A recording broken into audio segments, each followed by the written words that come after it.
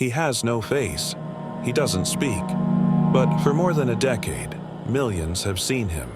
They call him Slender Man. What started as a simple contest entry on a quiet corner of the internet would soon morph into one of the most chilling legends of the digital age, blurring the line between fiction and reality. This is the story of how an internet meme became a modern-day boogeyman. Our story begins in 2009 on a forum called Something Awful. The site was running a contest challenging users to create paranormal images using Photoshop. A user named Eric Knudsen, going by the screen name Victor Surge, submitted 2 black and white photographs. They depicted groups of children playing, but lurking in the background of each photo was a tall, unnaturally thin, faceless figure in a dark suit. Knudsen added snippets of text to his images, describing the figure as the Slender Man and hinting at abductions. The images were simple, grainy, and unsettlingly convincing. They looked just real enough to plant a seed of doubt, to make you wonder if you were looking at a forgotten piece of history. The effect was immediate. Other users on the forum didn't just praise the images, they started building on the myth. They began role-playing, writing their own stories and creating found evidence. Fake police reports, diary entries from supposed victims, and doctored photographs started flooding the thread. The legend was growing organically, collaboratively. It was a digital campfire story, and everyone was adding their own piece of wood to the fire. This collective storytelling was the spark that allowed Slender Man to leap from a single forum post into the wider web. The line between what was part of Knudsen's original creation and what was community-driven fan fiction was already fading, creating a dense, tangled mythology. By 2010, Slender Man had escaped the confines of the Something Awful forums. He was everywhere. His legend spread to blogs, wikis, and video platforms. The creepypasta community, dedicated to short-form online horror stories, fully embraced him. Writers, artists, and indie game developers began expanding his universe, adding new characteristics and lore.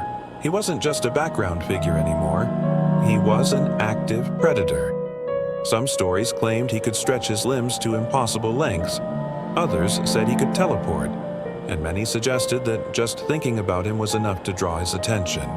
He could appear anywhere, in the deep woods, on the edge of a grainy video recording, or even in the corner of your eye when you thought you were alone. The legend then made a crucial leap from text and images to interactive media. The YouTube series Marble Hornets was a game-changer. Presented as a collection of found footage, it followed a young film student who discovers he is being stalked by a mysterious entity known only as the Operator, a clear stand-in for Slender Man. The series was a slow-burn psychological thriller that felt terrifyingly real.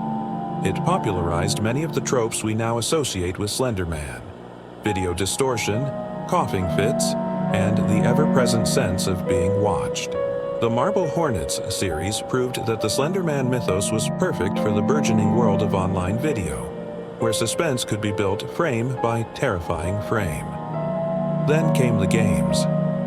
In 2012, an indie developer released a simple free-to-play horror game called Slender: The 8 Pages.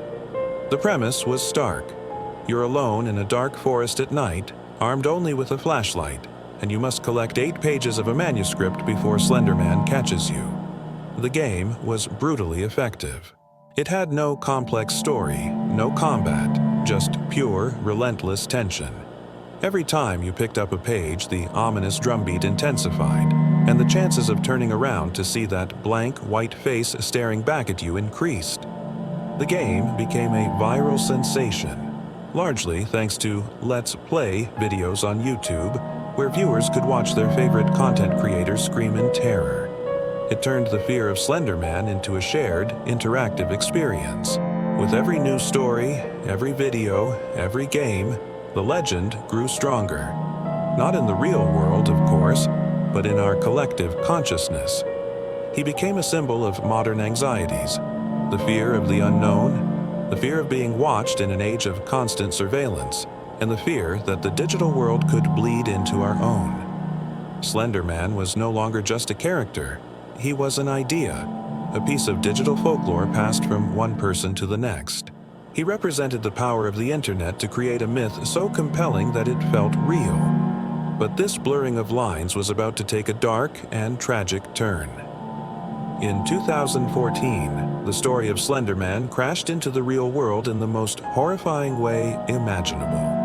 In Waukesha, Wisconsin, two 12-year-old girls lured their friend into the woods and attacked her, claiming they did it to become proxies of Slender Man and prove his existence to the world. The victim miraculously survived, but the incident sent shockwaves across the globe. Suddenly, this internet boogeyman was front-page news. People were horrified, and a difficult conversation began. Can a fictional story be blamed for real-world violence? How responsible are creators for the way their art is interpreted? The event was a stark reminder that for some, the line between imagination and obsession can become dangerously thin. It forced everyone to ask a deeply unsettling question. Did we simply create a monster? Or did we just reveal one that was already lurking inside us? The Wisconsin case forever changed the perception of Slender Man. He was no longer just a spooky story to be shared online. He was now associated with real-life tragedy. Documentaries were made, academic papers were written, and parents became more aware of the darker corners of the internet their children might be exploring.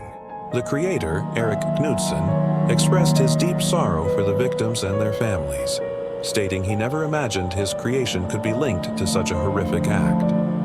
The incident served as a cautionary tale about the power of belief and the potential for digital myths to have tangible, devastating consequences.